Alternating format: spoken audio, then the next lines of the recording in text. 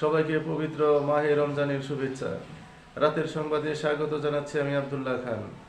প্রথমেই সংবাদ শিরোনাম। চাঁদ দেখা গেছে, রোজা শুরু রোববার। প্রশাসনের রূপ হলো দলীয় নেতাকর্মীদের তেল দেয়া। স্বরাষ্ট্র উপদেষ্টা। নতুন দলের আত্মপ্রকাশে সরকারি গাড়ি, প্রেস সচিবের ব্যাখ্যা। এবারে বিস্তারিত।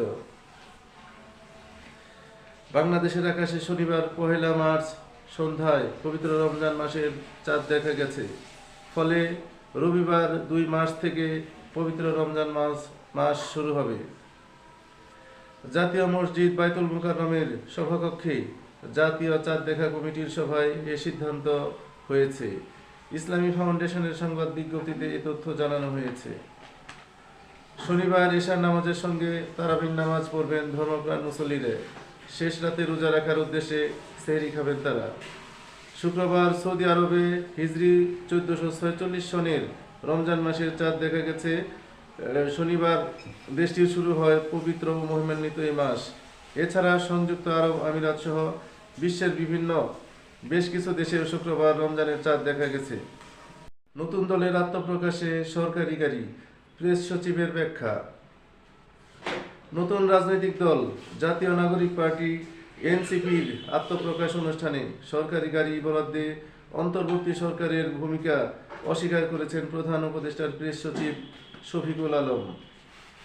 শনিবার 1 মার্চ বিকেলে ফরেন সার্ভিস একাডেমিতে এক সংবাদ সম্মেলনে সাংবাদিকদের প্রশ্নের জবাবে তিনি একথা বলেন।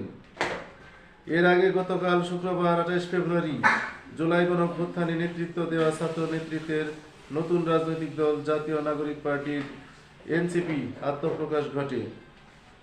তবে অভিযোগ উঠেছে, রাজধানীর মানিক মিয়া এভিনিউয়ের ওই অনুষ্ঠানে যোগ দিতে পিরোজপুর জেলা প্রশাসকের কার্যালয় থেকে 5টি বাস রিকুইজিশন দেওয়া হয়েছে।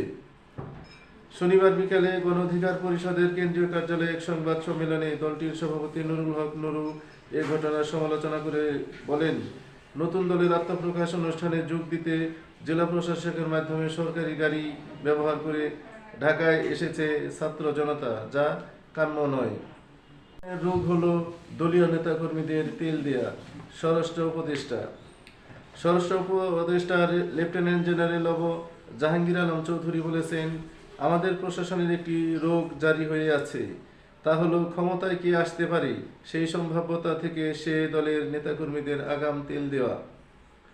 শনিবার 1 মার্চ কক্সবাজার জেলা প্রশাসকের সম্মেলন কক্ষে স্বরাষ্ট্র ও কৃষি মন্ত্রণালয়ের কর্মকর্তাদের সঙ্গে মতবিনিময় শেষে সাংবাদিকদের ব্রিফিংয়ে তিনি এই কথা বলেন।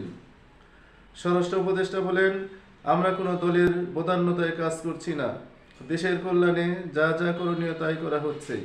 প্রশাসনের কাউকে কোনো দপ্তর থেকে বলে দেওয়া হয়নি অমুক দলের লোকজনকে সহানুভূতি দেখাতে।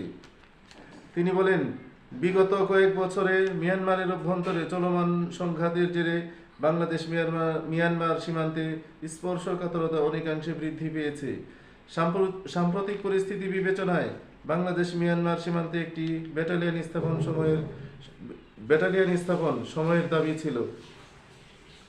এরই প্রেক্ষিতে সীমান্তে নজরদারি ও তৎপরতা বৃদ্ধির লক্ষ্যে কক্সবাজারের রুখিয়ায় একটি বিজিবি ব্যাটালিয়ন প্রতিষ্ঠা করা হলো। স্বরাষ্ট্র উপদেষ্টা বলেন, বাংলাদেশ মিয়ানমার সীমান্তে নিশ্চিত নিরাপত্তা, অবৈধ অনুপ্রবেশ, মাদকদ্রব্য, অবৈধ পণ্যের চোরাচালান প্রতিরোধ ও সন্ত্রাসী কর্মকাণ্ড সহ যে কোনো আন্তঃসীমান্ত অপরাধ দমনে উখিয়া ব্যাটালিয়ন গুরুত্বপূর্ণ ভূমিকা রাখবে। এ সময় কক্সবাজারের চকরিয়া থানার ভারপ্রাপ্ত কর্মকর্তা মঞ্জুর কাদের ভূঁইয়াকে 24 ঘন্টার মধ্যে প্রত্যাহারের নির্দেশ দিয়েছেন স্বরাষ্ট্র উপদেষ্টা। চট্টগ্রাম রেঞ্জের ডিআইজিকে ফোনে এ নির্দেশনা দিলেন তিনি। সবার আগে নতুন খবর পেতে আমার চ্যানেলটি সাবস্ক্রাইব ও ফলো করে পাশে থাকবেন। ধন্যবাদ সবাইকে। আসসালামু আলাইকুম।